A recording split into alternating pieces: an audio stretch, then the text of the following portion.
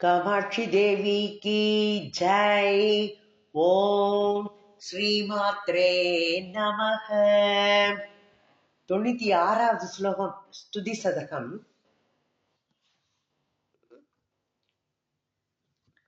त्वयैव जगतं पया भुवनमण्डलं सूयते त्वयैव करुणात्रया तदत रक्षणं नीयते त्वयैव करकोभया नयनभावके हूयते त्वयैव सति कामया त्वयैव किल नित्यया जगति सन्ततं स्थीयते. சில இதுல त्वयैव சதி காமயா, சில இதுல கில நித்யயா இருக்கும்.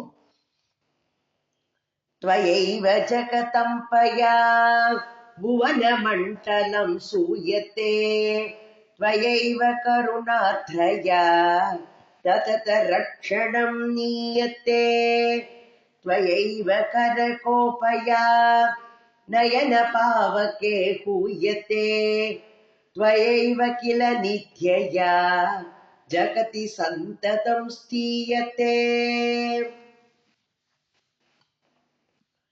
உலக அனைத்திற்கும் தாய் அம்பாள், ஜெகஜனனி.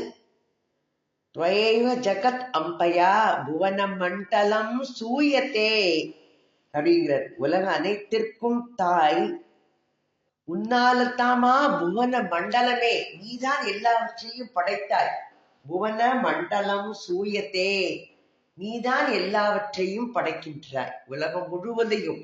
ஜெகத் ஜனனி அவள், நம்மளையும் படைக்கக்கூடியவள், எல்லாரையும் அவள் தான் ஈன்றெடுப்பாள் அப்படின்ட்டு. ஒரு தாயும் இல்லை அப்படின்ட்டு, அவள் தாயும் இல்லை ஆனா ஈன்றெடுப்பாள். அவளுக்கு ஒரு தாயும் இல்லை தந்தையும் இல்லை, அவள் என்னைக்கு நித்தியமா இருக்கக்கூடியவள். அவள் ஈன்றெடுக்கின்றாள் நம்மளை எல்லாரையும்.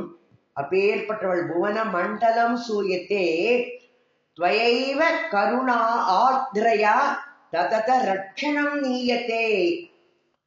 கருணை, கருணையே பொழியக்கூடியவள். त्वयैव கருணா ஆத்ரயா அப்படிங்கிற, கருணாத்ரயா அப்படின்னு சொன்ன போது கருணையே எப்போது பொழியக்கூடியவள். அதனால எப்படி இருக்காங்கன்னா ததத ரட்சணம் நீயத்தே, எப்பவும் கருணை அப்படிங்கிற ஏதாவது ஒரு ஜலம் பட்டதுன்னா அந்த இடம் எப்படி இருக்கும்? ஈரிச்சிருக்கும் இல்லையா, ஈரம் பாய்ந்ததாக இருக்கும். எதுவுமே ஈரம் பாய்ந்ததாக இருக்கும் போது அதில் பதிப்பது எதுவுமே எளிது. அம்பாளோட உள்ளம் அப்படிப்பட்டது. கருணையே பொழிவதனால ஒரு இடத்துல ஈரமா இருக்குன்னா அந்த பூமி எப்போதும் நல்லா இருக்கும், கொஞ்சம் இழகி இருக்கும். நம்ம ஒரு விதையை விதைச்சா அதுல விதைக்கிறது ஈஸி இல்லையா? அப்போ இந்த கருணைங்கிற ஈரம் அப்படியே படிஞ்சிருக்கிறதுனால உன்னாலதான் இந்த பூமண்டலமே பாதுகாப்பு அடைகின்றது. ரட்சணம் நீயத்தே, நீ அதை பாதுகாப்பு கொடுக்கின்றாய். கருணைங்கிற வெள்ளத்தை பொழிஞ்சு அதுல நீ இந்த பூமண்டலத்தையே காக்கின்றாய் அம்மா. त्वयैव கர கோபயா அப்படிங்கிறார். அப்போ சினம், கோபம், கோபம் கொண்டவளாக இருக்கின்றனால தான் நயன பாவகே ஹூயத்தே. எதனால? உங்களோட நெற்றிக்கண்ணால் நீதான் உலகத்தையே அழிக்கின்றாய், படைக்கின்றாய், காப்பாற்றுகின்றாய், அழிக்கின்றாய். நீயே எல்லாம் நீதாமா செய்யற. त्वयैव கர கோபயா நயன பாவகே ஹூயத்தே, உன்னுடைய நெற்றிக்கண்ணாலேயே இந்த உலகம் எரிக்கவும் படுகின்றது, அழிக்கப்படுகின்றது.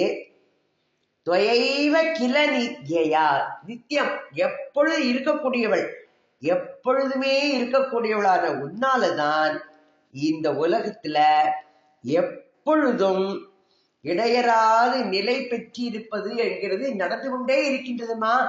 ஜகதி சந்ததம் ஸ்தீயத்தே அப்படிங்கிறார். எப்பவும் இந்த உலகம்ங்கிறது ஒன்னாலதான் இயங்கி கொண்டிருக்கின்றது, இருந்து கொண்டிருக்கின்றது அப்படிங்கிறத சொல்ற.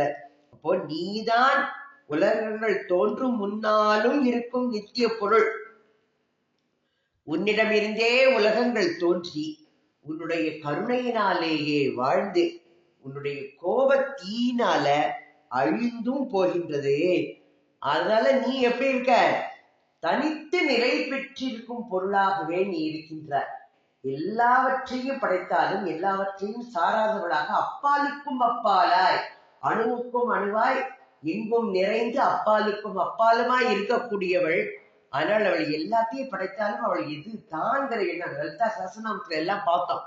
உலகத்தையே படைக்கக்கூடியவள், ஆனால் எதையும் சார்ந்திராமல் தனித்து இருப்பவள் அவள். அப்பேற்பட்டவளாக நீ இருக்கின்றாய் அம்மா அப்படின்னு முகக்கவி சொல்றார்.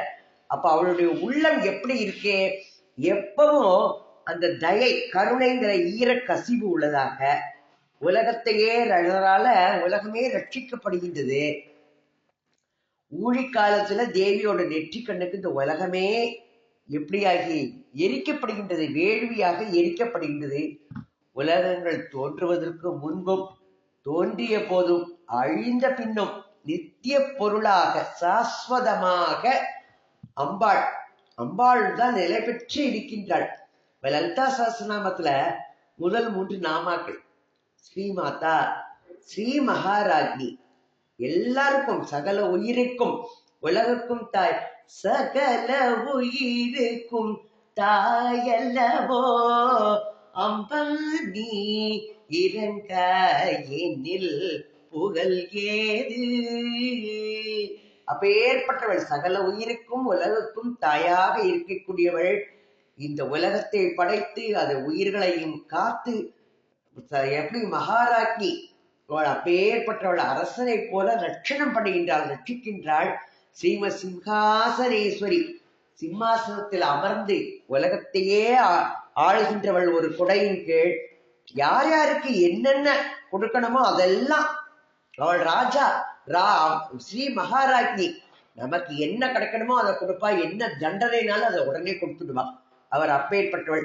அதனால ஆக்கல் செய்யறா, அழித்தல் செய்யறா, காத்தல் எல்லாமே செய்யறா. ஆக்கல், காத்தல், அழித்தல், பிரம்ம விஷ்ணு ருத்ரா எல்லா பணிகளையும் அம்பாள் நிறைவேற்றி வைக்கிறா. அவள் இருந்து அவளுக்கு ஆக்கியை கொடுத்து அதன் மூலமா செய்கின்றாள். அப்போ தேவி அம்பாள் யாரு? பஞ்சகிருத்திய பராயணின்னு சொல்றோம். பஞ்சகிருத்திய பாராயணான்னு சொல்றோம். 5 விதமான தொழில்களை செய்யறா அவள். ஆக்கல், கழுத்தல், அழித்தல், மறைத்தல், அருளுதல், எல்லா காரியமும் 5 காரியங்களும் அவளே பண்ணுகின்றாள். பஞ்சகிருத்திய பாராயணா. அடுத்தது 97வது ஸ்லோகம். சராச்சர ஜெகன்மயீம் சகல ஹிருண்மயீம் சின்மயீம் குணத்ரயமயீம் ஜகத்ரயமயீம் த்ரிதாமாமயீம் பராபரமயீம் சதா தச திசாம் நிசாகர்மயீம் பராம் சதத சன்மயீம் மனசி சின்மயீம் ஷீலையே. சில இதுல மனசி காம கோட்டியும் பஜே இருக்கும், சில இதுல மனசி சின்மயீம் ஷீலையே அப்படின்னு இருக்கும். சராச்சர ஜெகன்மயீம் சகல ஹிருண்மயீம் சின்மயீம் குணத்ரயமயீம் ஜகத்ரயமயீம் த்ரிதாமாமயீம் பராபரமயீம் சதா தச திசாம் நிஷாகர்மயீம் பராம் சதத சன்மயீம் மனசி சின்மயீம் ஷீலையே. அம்பாள் எப்பேற்பட்டவள், எத்தனை மையும் சொல்றார் அம்பாளை. மீனாட்சி இதுல சொல்லுவா, எல்லா சராச்சரமையும் சின்மையும் ஜெகன்மையும் எல்லாம் அம்பாள். அப்போ அசையும் பொருள் சரா சர அச்சரம், சராச்சரம். அப்ப அசையும் பொருள், அசையாத ஜடப்பொருள். அது யாரு? அந்த உலகங்களையும். அப்புறம் சகல ஹிருண்மயி சித்து, சகல எல்லாருடைய ஹிருதயங்களுக்குமாகவும் சின்மையும் சித் ரூபமாகவும் அவள் சின்மையை சித்து, சித்தானவள். அடுத்தது குணத்ரயமயி, 3 குணங்கள், தாமசம் ராஜசம் சாத்வீகம், 3 குணங்களாக. ஜெகத்ரயமயி, அப்போ பூமி அந்தரிக்ஷம், அதாவது ஆகாயம், பூமி ஆகாயம் ஸ்வர்க்கம் முதலிய 3 உலகங்களாகவும். அடுத்தது திரிதாமாமயி அப்படிங்கிற 3 ஒளி, சந்திரன் சூரியன் அக்னி, எல்லாமே 3 கண்கள் அவளுக்கு. சந்திரன் சூரியன் அக்னி 3 கண்கள், 8 கண் அக்னி. இந்த 3 கண்கள் 3 ஒளிகளாகவும், அடுத்தது பராபரமை, பரம் அபரம், இந்த பரம் அபரம் அப்படின்னு சொல்லப்படுகின்ற பிரம்மஸ்வரூபிணி. அடுத்தது சதாதச திசாம், எப்பெல்லாம் எந்த இது பிரம்மஸ்வரூபிணியா இருக்கா 10 திசைகள், தசா திசா அப்படிங்கிற 10 திசைகளாகவும், கிழக்கு தென்கிழக்கு, அடுத்தது தெற்கு தென்மேற்கு, மேற்கு வடமேற்கு, வடக்கு வடகிழக்கு, கீழ் மேல் 10 திசைகள். இந்த 10 திசைகளிலும் ரதங்களை செலுத்தக்கூடிய திறமை பெற்றதனால்தான் தயரதன் அவருக்கு பெயர் வந்தது. 10 திசைகளிலும் ரதத்தை செலுத்தக்கூடியவர். அப்ப 10 திசைகள், நம்ம 8 திசைகள் சொல்றோம், ஆனால் உண்மையில 10 திசைகள். இந்த 10 திசைகளாகவும் தசா திசாம் அப்படி இருக்கா எப்பவும். அடுத்தது நிஷா, நிஷாகர்மயி, நிஷான என்னதுன்னா இரவு ராத்திரி.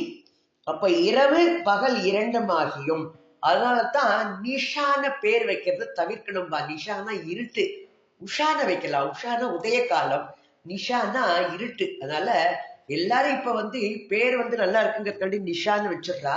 பட் நிஷாங்கிறது பேர் வைக்காம இருக்கலாம், தவிர்க்கலாம். நாம உஷான வைக்கலாம், உஷானா உதய காலத்தோடது, நிஷானா இருட்டு. அப்போ நிஷாகர்மயி எப்படி இருக்கா, இரவு பகல் இரண்டுமாகவும். பராம் சததம் சதத சன்மயி அப்படி இருக்கா, எப்பொழுதும் சத்து, சத்து மாத்திரமே ஆகவும். சதா பராம் சததம் சன்மயி, எப்பொழுதும் சத்து அப்படியே இருக்கின்றார். சத்து சித்து ரெண்டு தான், எப்பொழுதும் சத்து மாத்திரமே ஆகும், சித் மாத்திரமே ஆகும். இல்ல எல்லோரினும் சிறந்த விளங்குகின்றாள். அப்பேற்பட்ட பரதேவதை. மனசி சின்மையும் ஷீலையே, மேலான பரம சின்மையும்ங்கிறா. சில இதுல சின்மையும் இருக்கும், சில இதுல பரம சின்மையும்னு போட்டிருக்கோம், இல்ல காமகோட்டியும் பஜேன்னு இருக்கும். அப்பேற்பட்ட பரதேவதையை எப்பொழுதும் நான் மனசுக்குள்ள நினைச்சு வழிபட்டுட்டே இருக்கேன் அப்படிங்கிற மூக்க கவி. எப்பேற்பட்ட இது பாருங்க. சராச்சரம், அசையும் அசையா பொருள், சராச்சர ஜெகநாதா சாவர ஜங்கமம் அப்படின்னா அசையும் பொருள் அசையா பொருள் எல்லாமே அம்பாளோட சுரூபம் தான். அடுத்தது தாமச ராஜச சாத்வீகம் 3 குணங்களாக இருக்கின்றாள்.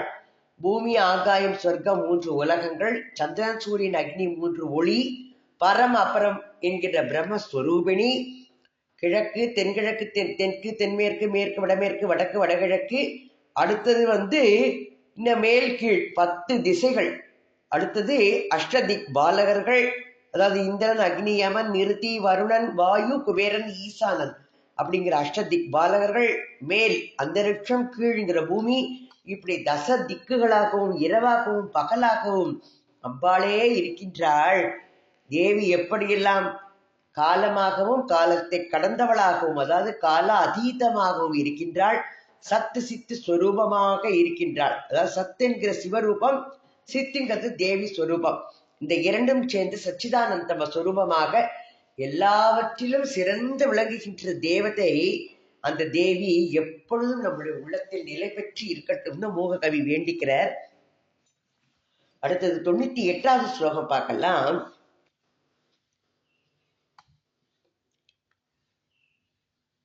ஜய ஜகதம்பி ஜய ஜகதம்பிகே ஹர குடும்பினி வக்த்ரருச்சா ஜிதசரதம்புஜே கனவிடம்பினி கேசருச்சா பரமவலம்பலம் பவ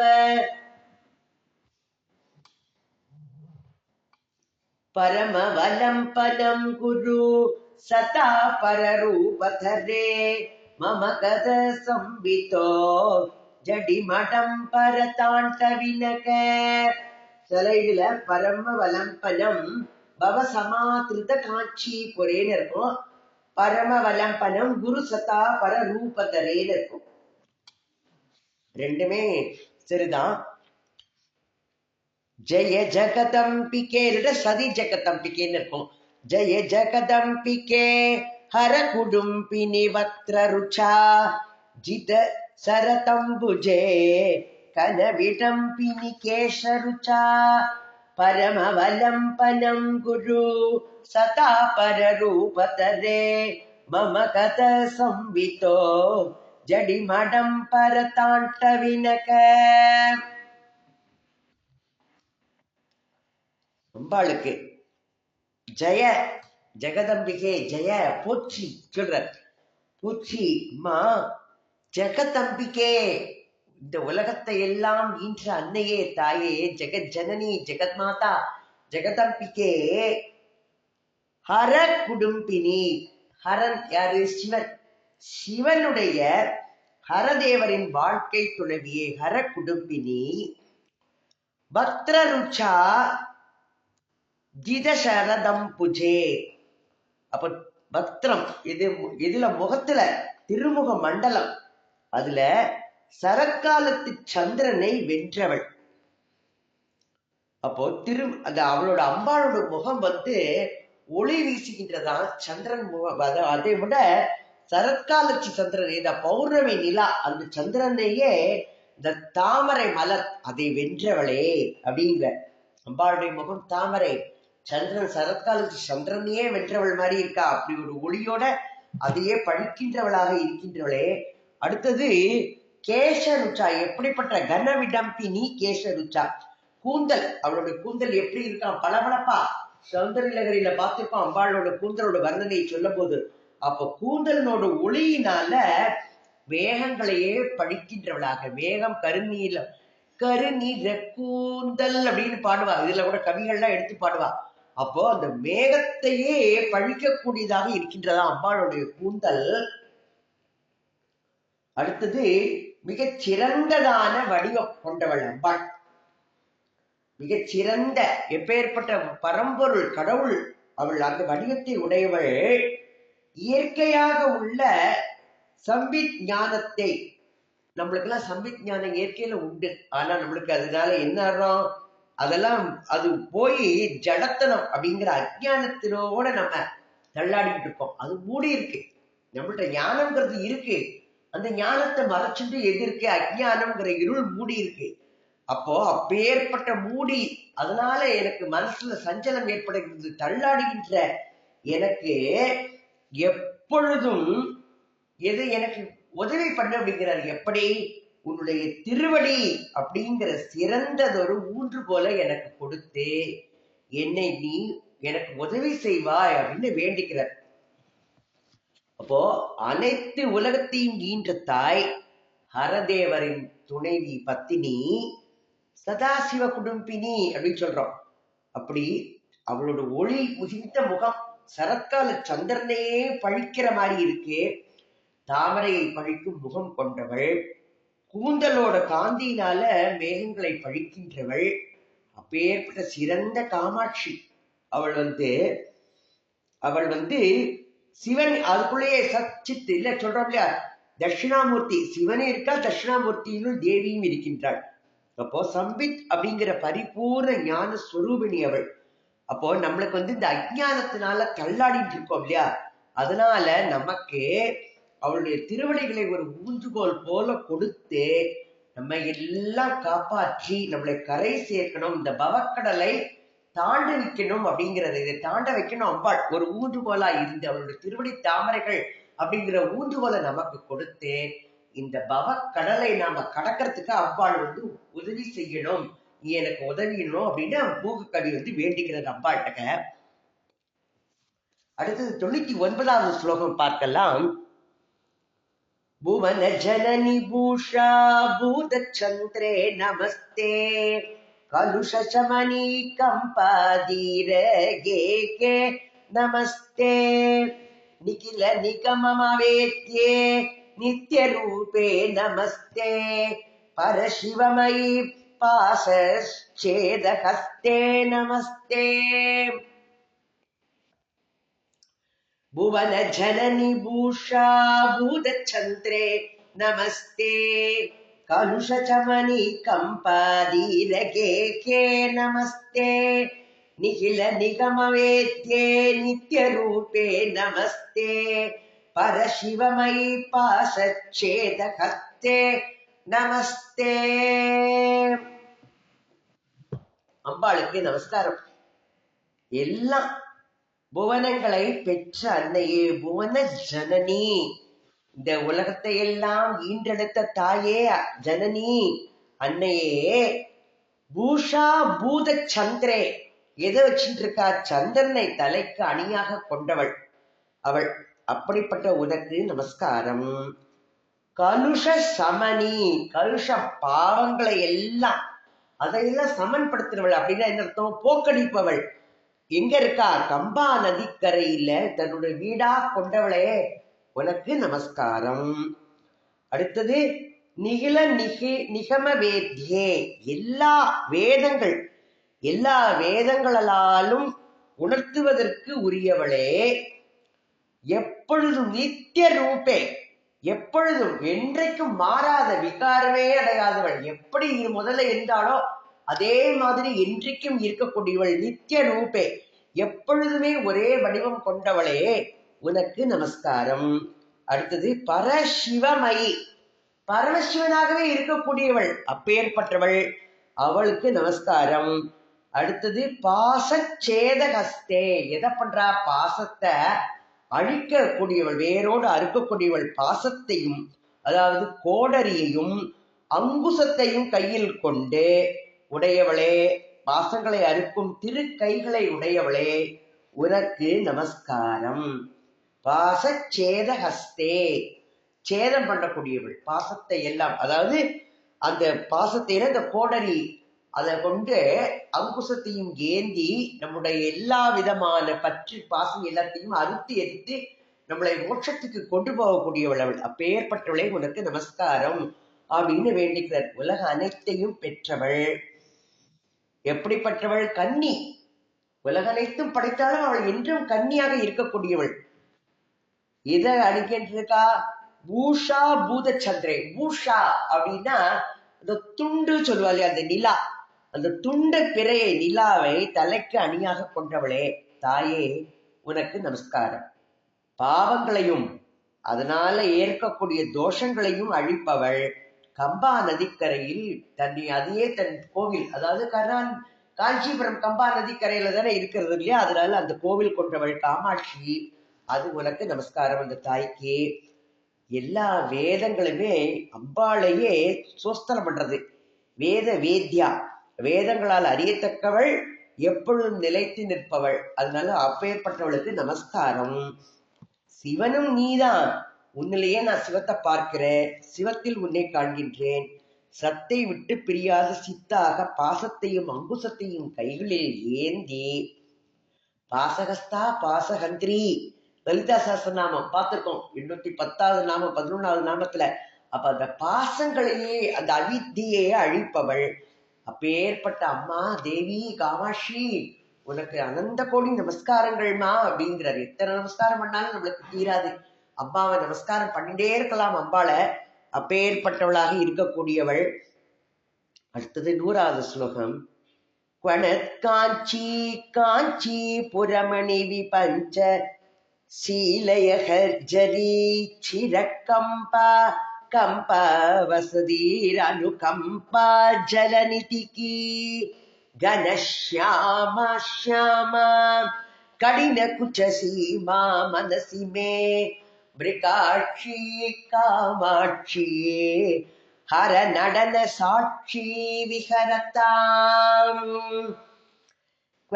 காஞ்சி காஞ்சி புரமணி விபஞ்சீலய ஜரி சிரக்கம்பா கம்பா வசதீர் அனுகம்பா ஜலநிதிகி கணஷ்யாமா ஷ்யாமா கடின குச்சசீமா மனசி மே பிரிகாட்சி காமாட்சி ஹர நடன சாட்சி விகரதாம்.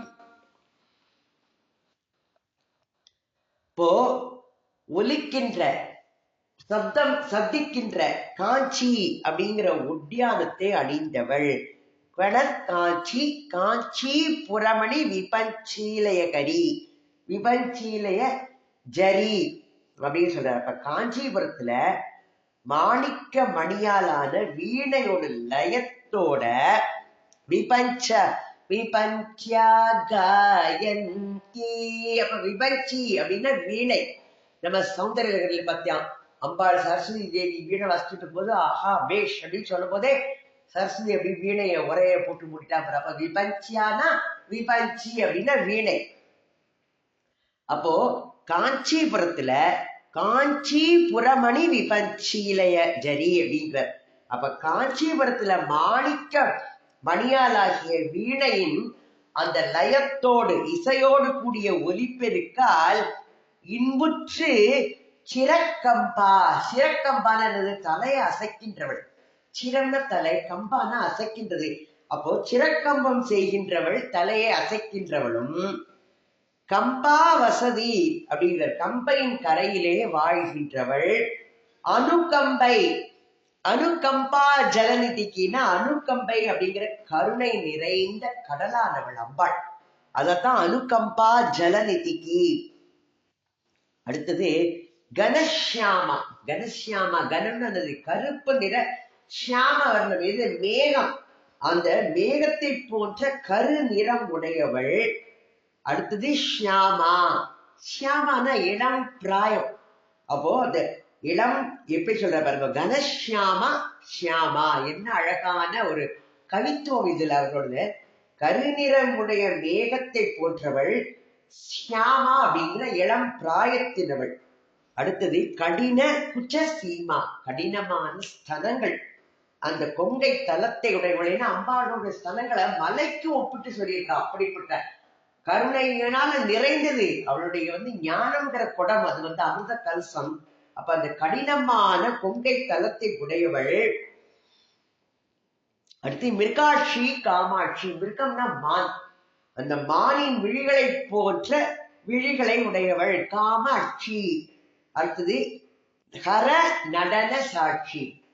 யாரு? அம்பாள். அவள் தான் ஹரதேவருடைய பரமசிவனுடைய நடனத்தை எந்த காலத்தில்? யுகாந்த காலம். நம்ம காலம்னா முடிஞ்சு பிரளயம் வருமே அந்த காலத்துல. அதனால்தான் இதுல சொல்லியிருப்பார் திருவம்பாவையில என்ன சொல்லியிருப்பாருன்னா, உலகமெல்லாம் அழிஞ்சதுக்கு அப்புறம் ஊழி முதல்வனாய் நின்ற ஒருவனை ஏழை பங்காளனை பாடையலோர் எம்பாவாய். அப்போ ஊழி காலத்துல அவர் தாண்டவம் ஆடும்போது, அதான் ஈச தாண்டவ சாட்சி லலிதா சஹஸ்ரநாமத்தில் சொல்ற மாதிரி, அது அந்த காலத்துல இருந்து அதை காண்கின்றவள். அப்ப ஏற்பட்டவளான காமாட்சி விகரதா, என் மனசுல எப்பொழுதும் விளையாடட்டும் அப்படிங்கிற கழித்து இன்புற்று விளையாடுவாளாக அப்படின்னு வேண்டிக்கிறார் மூக்க கவி. அப்ப ஒலிக்கின்ற காஞ்சிங்கிற ஒட்டியானத்தை உடையவள். மாணிக்க வீணை ஏந்தும் மாதேவி கலைவாணியின் வீணாகானத்திற்கு சாது வசனம் நம்ம சௌந்தரலகரியில பார்த்தோம். அந்த வசனம் கூறி தலையசைத்து ஆமோதித்தவள் லலிதா மகா திரிபுர சுந்தரி காமாட்சி. கம்பா நதிக்கரையில எப்பொழுதும் வசிக்கின்றவள். அணுக்கம்பை அப்படிங்கிற கருணை கடல் எங்களுடைய மனசுல எப்போதும் விளையாடிட்டு இருக்கணுமா நீ. சியாமள நிறம் கொண்டவள், மேகம் போன்ற சியாமள நிறம், இளம் பிராயத்தினள், பருத்த கடினமான முலைகளை உடையவள், மான் போன்ற கண்களை உடையவள், மகேஸ்வர மகாகல்ப மகா தாண்டவ சாட்சினி. 231வது நாம லலிதா சஹஸ்ரநாமத்துல நம்ம பார்க்கிற ஈச தாண்டவ சாட்சினி. அப்பேற்பட்டவள் காமாட்சி. என்னுடைய மனதிலேயே நீ விளையாடுமா அப்படிங்கிற ஈச தாண்டவ சாட்சினி லலிதா திருசதியில சொல்லிட்டு இருக்கு. மகேஸ்வர மகாகல்ப மகா தாண்டவ சாட்சினி ஈச தாண்டவ சாட்சினி லலிதா திருசதியில. இது 55வது நாமா. இதெல்லாம் சொல்றது. அப்ப மகா பிரளயத்துல எப்போதும் அழிவிடாமல் மறைக்க வேண்டியதை தன்னிடம் மறைத்து, அதாவது திரோதானம், திரோதானீஸ்வரி சொல்றோம் இல்லையா, திரோதானம்னா மறைத்தல். அதை எல்லாம் செய்பவள் அம்பாள் தான். அப்போ ஒரு பொருளை நம்ம அழிச்சுட்டா மறுபடியும் உண்டாக்க முடியுமா அப்படின்னா, மறைத்தால் கொண்டு வந்துடலாம் வெளியில. அப்போ ஈஸ்வர தாண்டவத்துல சிருஷ்டி, சிதி, சம்ஹாரம், திரோதானம், அனுகிரகம், பஞ்சகிருத்திய பாராயணி சொல்றோம் இல்லையா, இதையெல்லாம். அப்ப பரமேஸ்வரன் என்ன பண்றார்? ஆனந்த தாண்டவம் 64 கலைகளையும் அதன் மூலமாக நமக்கு எடுத்து உரைக்கிறார். அதற்கு அம்பாள் தான் சாட்சியாக இருக்கின்றாள், அம்பாள் தேவி. 101வது ஸ்லோகம். இன்னும் 2 ஸ்லோகங்கள் இருக்கின்ற ஸ்ருதி சதகம் முடிவடைகிறதுக்கு. சமர விஜய கோட்டி சாதகானந்த தாட்டி மிருது குண பரிபேட்டி முக்கிய காத்தம் பவாட்டி முனி நுத பரிபாட்டி மோகிதா ஜாண்ட கோட்டி பரம சிவவதூட்டி பாதுமாம் காம கோட்டி.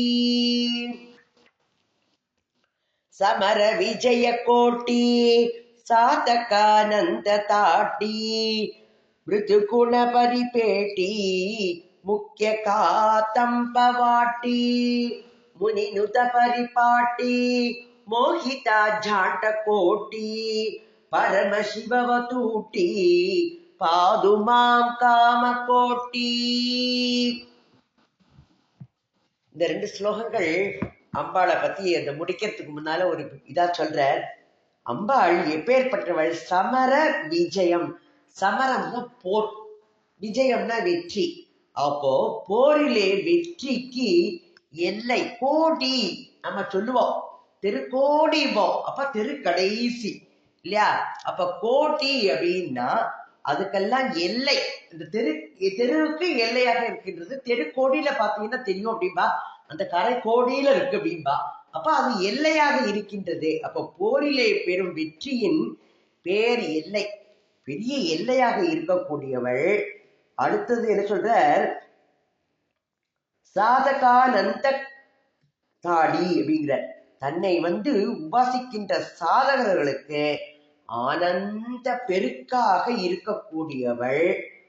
அடுத்தது என்ன சொல்றாருன்னா மிருது. மிருதுன்னு சொல்றாரு, மென்மை.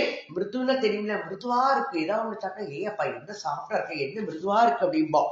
அப்போ இந்த மிருதுவாக இருக்கக்கூடியதுக்கு, அப்போ மென்மை குணங்களுக்கு அவள்தான் கொள்கலன்.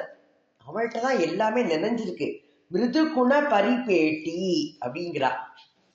அப்போ மென்மை குணங்களுக்கெல்லாம் இருப்பிடமாக இருப்பவள். கொள்கலன்னா இருப்பிடமாக இருப்பவள்.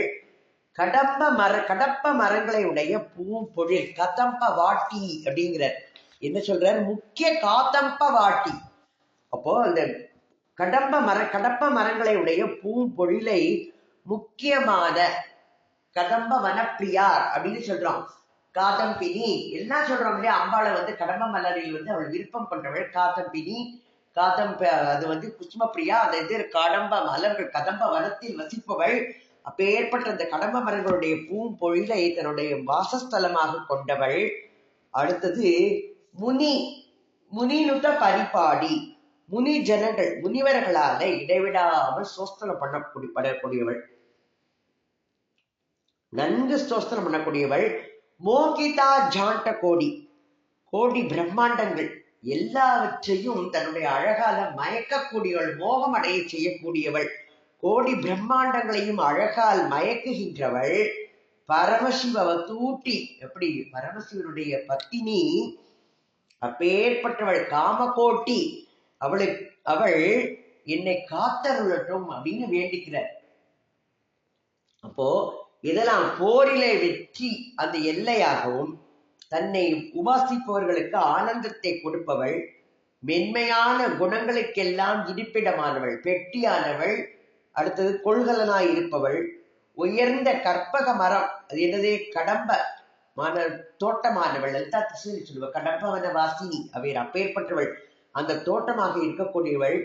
அனைத்து கோடி பிரம்மாண்டங்களையும், அகிலாண்ட கோடி பிரம்மாண்ட ஜனனி சொல்வா. அப்ப அந்த கோடி பிரம்மாண்டங்களையும் தன்னுடைய அழகால ஈர்த்து பரமசிவ பத்தினியாக இருக்கக்கூடிய ஸ்ரீ காமகோடி தாய் நம்மளை எல்லாம் காத்து அருளட்டும் அப்படிங்கிற.